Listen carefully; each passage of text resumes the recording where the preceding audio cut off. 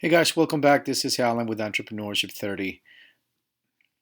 We're going to be reviewing your classwork and we'll go this one by one. This class will be brief. Everyone here has already received notes in terms of your feedback, but I wanted to just go over it one more time and we'll just go one at a time. So the first part that you're supposed to be working is in the company section. In the company section, we need to understand what's the ownership structure. So for example, in Monline, it says Monline LLC is owned by Amina Nasamunk, who owns 30%, and Honor Barbold, who owns 20% of the company. That's perfect. That's all we need to know. On the second part, what we need to do is identify the company history.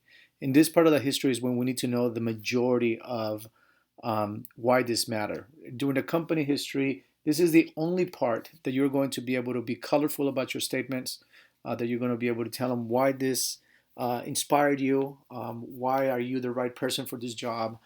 This is the make you feel good. This is the part when you appeal to the heart, to the emotional part of bankers and investors. When you go into the management team, for example, in this area, this is um, um, this is already looking better. We're starting telling me who this person is. But this is part of the history of the story. It's a family-based business, right? When we get to this, all I really need to know is the names, what their title is, what their role is going to be, and how they're going to be impacting the company. During the advisors, you absolutely need to have advisors. Your advisor section is going to inspire trust and security. If you have a good number of advisors or the caliber of advisors, then this will inspire bankers and investors to see that your business is actually very well supported. No company can succeed on its own. They need a team of advisors. And usually the team of advisors, they don't necessarily need to be people who are in the industry, or definitely not people who are part of your company. If they're part of your company, then they go into the management team. If they are not in your management team and they're just giving you advice, then they need to go into the advisor section. So all the comments are already put in here. So as you can see, there are comments below. So just go read over those, rewrite, review, and we'll get a chance to move forward.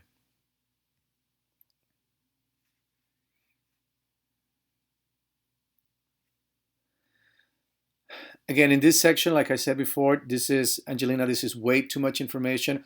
All I need to know is just one brief sentence, right? In this sentence, it needs to be a new U is a sole proprietorship company held in full by Angelina Segarra Scott. The owner is considering the LLC structure to protect the company growth in the near future. That's all there's all there is to it. There is no need for a lengthy introduction of how the company is owned or what the structure is going to be.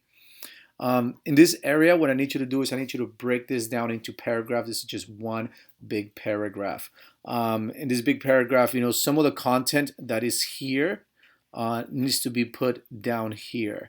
In this company of the company's history, you tell me how it got formed. Why are you passionate about NUU? What does that mean to you? And how are you going to continue to move forward with this? I do see that you put in the word faith here a lot, which means that either you're faith-based, religious person, and you want to appeal to other faith-based religious persons. But if your goal is to appeal to more of a general public who may be a little agnostic or non-religious people, then you want to be very careful in how you state this. The reality is that faith or religion tends to be a little segregational, where people who believe in one sector of a church or another sector of the church, they believe to be absolute right. So therefore, there is no between two agreement. So this is the reason why companies, for the most part, they look into the separation, just like we do in our politics of the state and church. In the case of businesses, we usually put business and faith separate. It doesn't mean that you can't have a strong faith-based moral turpitude or moral guidance. What it does mean is that you need to understand as you go to market, how is this going to impact your customers? Are you looking for only faith-based customers. So in this way, you want to always put the faith-based first. But if you're not, then you may just want to put that as one of your guiding principles. In terms of your team, once again, if I didn't say this before, you always want to write it in the third person. You don't want to say I, Angelina. You always want to say, Angelina, full name or last name is the CEO and founder of this business. Everyone that is writing a business plan like this one should always write themselves in the third person. This is going to show an elegance in your writings, and it's also going to show a higher level of professionalism. When we look at the advisors, this is getting better. You have now a consulting group, Carson Consulting Corporation, and it seems that the CEO has been working with you, which is great. There are a few things that I see here. One is that they have guided you into some profitable business venture. When you say into some profitable business ventures, number one is the sentence structure is a little weird because when you say ventures, it means that maybe you're talking about more than one. As a success cases for Carson Consulting Corporation. But since we're only talking about yours, we want to know how they're impacted yours. Because that sentence now is implying that a new you has profits over the last 3 years. So in this case, when we get to the financial plan and we look at the past forecast and financing, I'm going to be looking for those financial profits that you stated. So all of the information is stated here as well for you. So you can look into this a little bit more detail.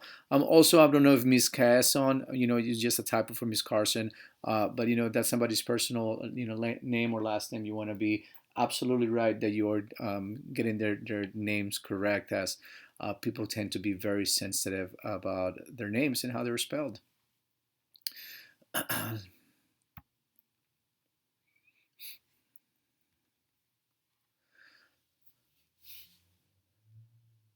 This looks better. It's starting to be written in the third in the third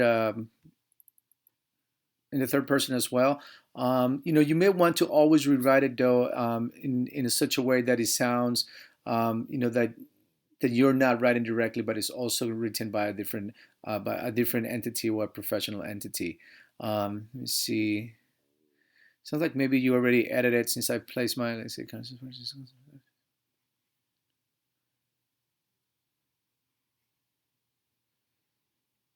Yep, perfect. That has been rewritten. Thank you for taking the advice and writing it.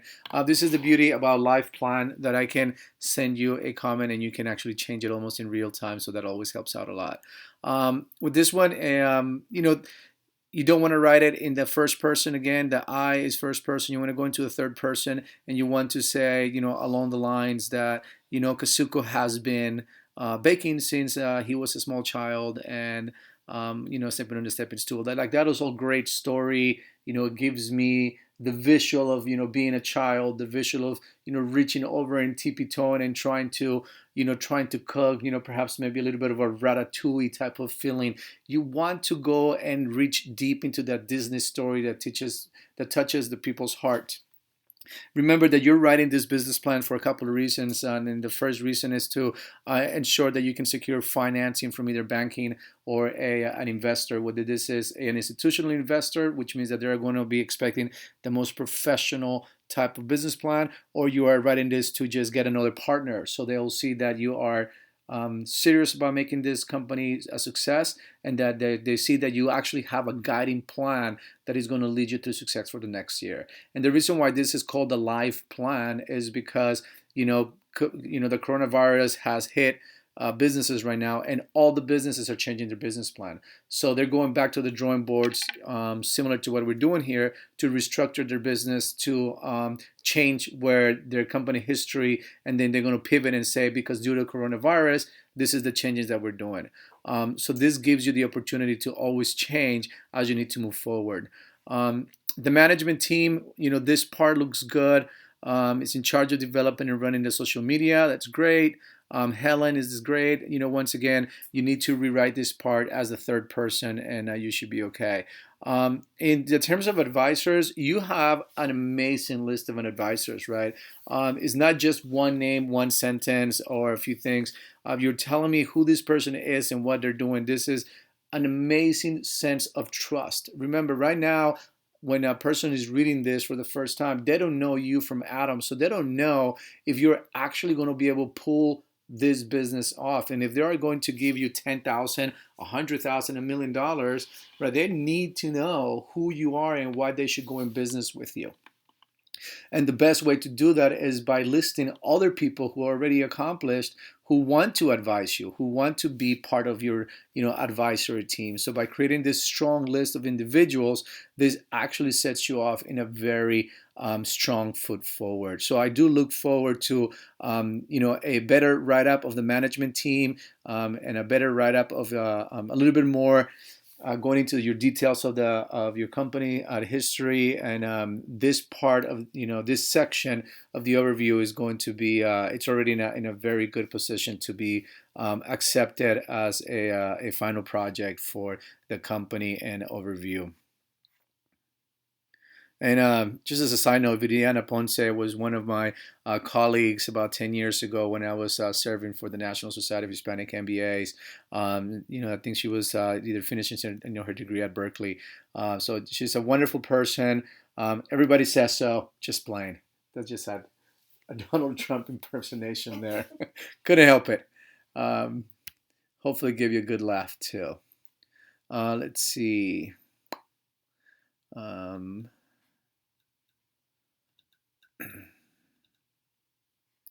All right, Megan.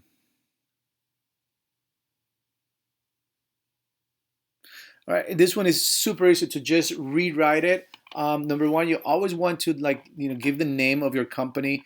For in this case, I just threw ABC Beauty is held as an LLC with 70% ownership by you. I'm assuming that that's you who's holding the other 70%. And since you own the majority, then you will list yourself as the primary and 30% by a silent partner. That is just perfectly written, just something like that.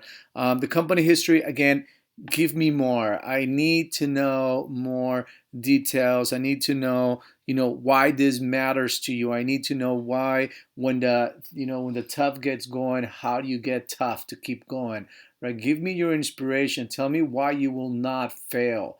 Tell me how this is so deep ingrained in your want to success, right? That give me that story, right? That is going to make me believe that you are going to be a winner in this company. This is where the company story is the only part of the entire business plan that it allows me to shed a tear or to have a laugh or to feel inspired to want to be part of your business. If this part it lacks luster, then I will immediately lose interest. The only way that I will not lose interest as an investor or as a banker is because there is going to be a ridiculous amount of money gain on the other end. Let me say that again.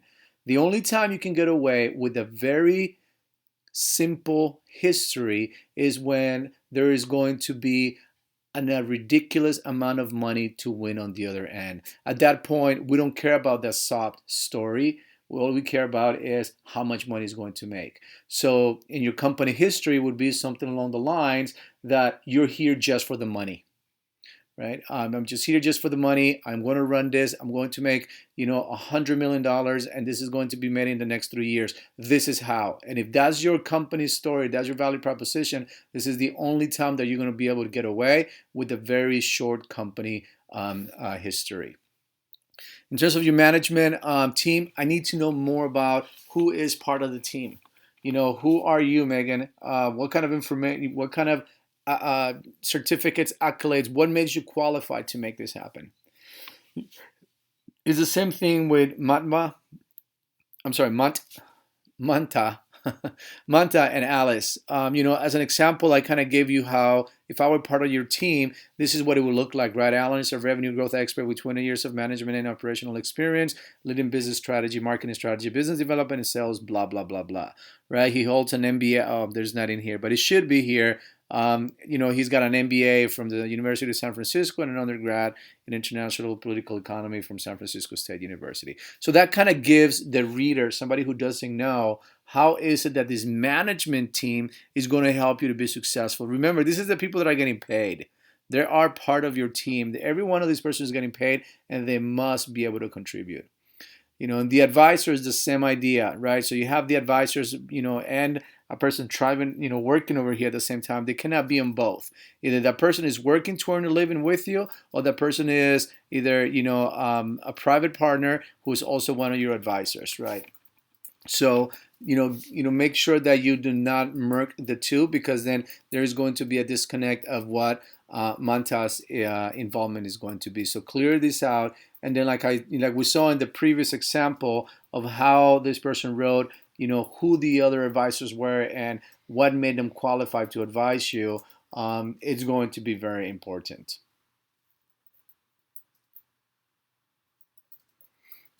Let's see.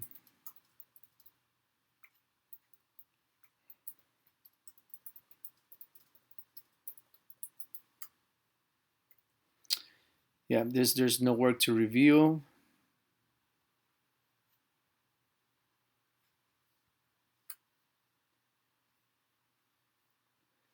Perfect, right? So here, in this area, what I need you to do, Alberto, is just rewrite this in the third person. Let me know who is your other partner. Your uncle means nothing to me. Your uncle needs to have a first name and a last name, something that I can relate to. My uncle, comma, or Joe Montana, comma, my uncle.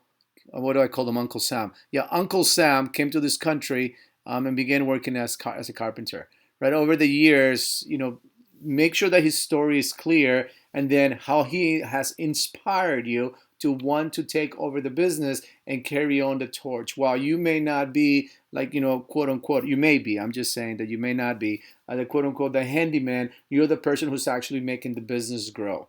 One of the things when I talk to people, or my daughter when she was growing up and it was daddy daughter work day, she will come in and she will sit at my desk, and she's like, Dad, what do you do? And I was like, well, sit over here and watch what I do. And then at the end of the day, I asked her, so Dad, what do you do? And she's like, well, people come with problems and you tell them what to do. You tell them what to do over the email, you tell them what to do on the phone, and you tell them what to do face to face. So you just tell people what to do, and that's my job. I'm a problem solver, right? I'm managing a large organization. People have challenges, and then I think about the way that the company needs to be managed. So I'm solving problem. I don't build desks. I don't build walls. I don't build fancy paintings, but I build businesses. So my job is to build businesses. So Alberto, if that is your job, right? Then you take that on as a whole. My whole job is to build and make this business grow. And this part you need to put where it says management team, the me part, right? I'm in charge of marketing, sales, representing, getting new clients. A collegial way of being able to say that is that I am revenue growth. I am in charge of revenue. So revenue is what we call the top line. And the top line is sales, right? So you have to be in charge of revenue. It doesn't matter if your company is fantastic and if you only make $1,000, right? You need to be able to make that company sales, make it grow, and that is called revenue. It's the same thing for the rest of your team. You need to ensure that you put who their name is, what their title is, and what it looks like. Can I give you an advice over here and what that looks like? It's the same thing with your advisors, right? We need to have more in-depth information as far as who they are and why they qualified to be your advisors. Once again, they don't have to be a know-how in carpentry. That's what your uncle is there for. But you may need to have someone who knows more about marketing or social media or the legal space. Those are areas of interest that you may want to have advice, or someone could just be a friend of a person that you know really well, and then whenever you have a challenge, that person helps you think differently, and that is fantastic. All right, Christina, this is great. It seems like I totally get what you're doing in your non-for-profit. Here's the challenge, right? You are the owner and founder of Opal, and Opal sounds like it's a wonderful idea.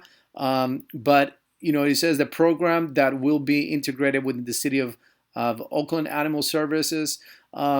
So I don't know. Is Oakland City, is the city of Oakland Animal Services going to put you out of a job? Because it sounds like they're going to take over what you're doing.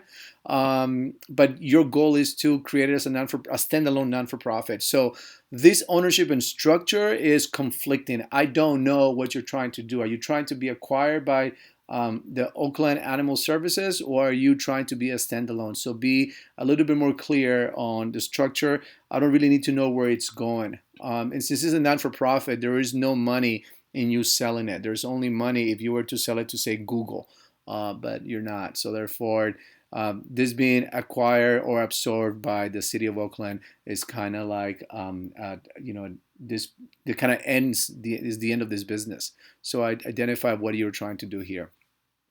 The other thing that it kind of throws me off, actually in the company history, before I jump this area off, it's kind of for me. It's missing a little bit more of the story of why you're helping or why this exists. For example, about 10 years ago, I used to be part with non-for-profits, one of the non-for-profits in San Francisco, with the SPCA. We had a program that we were giving homeless people who were living in SROs a dog to take care of. What we were doing is taking dogs that were on death row, about to get euthanized, and they were given to homeless people or ex-convicts or drug addicts that were already at the very end of their programs, which means they already were ready for work, or if not already working, they were paying for their one bedroom single room occupancy, and they would give them a dog to take care of. The SPCA will give them the food, and it will give them like an extra $200 for doing that job, right? It was like a win-win situation. You're giving the companionship to a person who now, a homeless person who is feeling now responsible for the life of this, innocent little animal, and then the animal is being taken care of, and then now, so you can see how this becomes a positive cycle of reinforcing, where the homeless person takes care of the dog takes care of the homeless person emotionally, and then that creates this upward mobility, right? This part of your story is completely lacking. Like, there is so dry, is not.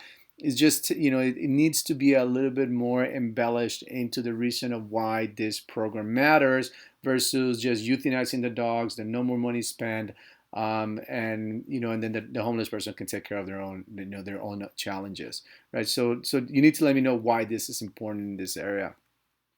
The management team, it sounds like it's commingled already with the people that work at the city of Oakland. So, if they're already an employee of the city of Oakland, this means that if they're going to work in a non-for-profit doing the same thing that they're doing, there'll be some conflict of interest. So I don't know. Again, there's more unknown here on my end than known. When I worked for the Private Industry Council of San Francisco, and I was managing grants for non-for-profits, and if I would see something like this, I immediately see that there's a double dip. Because if the Oakland Animal Shelter is supposed to services is supposed to be taking care of this, but there's also an open non-for-profit doing the same thing, and both are claiming to be doing the same thing for the same dog and the same homeless person, then that is called double dipping, and that will be fraudulent. So I would, immediately send a letter to explain what's going on and how are these two servers differently, because otherwise it will look like fraud. So I'm not saying that you are. I'm just saying that the way I'm reading this and interpreting, it looks like there is something that needs to be clarified. And last part, advisors are important. If you are going to launch your own non-for-profit, who is going to be your advisors? I'm in the process of opening my own non-for-profit, so I'm reaching out to one of the founders of a non-for-profit in the homeless shelters in Redwood City. His name is Marlon Mendieta. He's got a master's in social work, and also a master's in non-for-profit management. So, every time, I have questions about that, I just send them a quick text, and we go back and forth. So that is the type of information or people that you need to start listing, who's going to help you as you create this non-for-profit. All right, guys. So this is just an overview of the company overview. This is due in its entirety by next week. So next week, I'm just going to be reviewing final credits. And then the next section that we are going to be reviewing is the section of opportunity. So you should be answering, a problem worth solving for. What is your solution? And then start looking at the market size segments and so on. Look forward to having you in class next Thursday.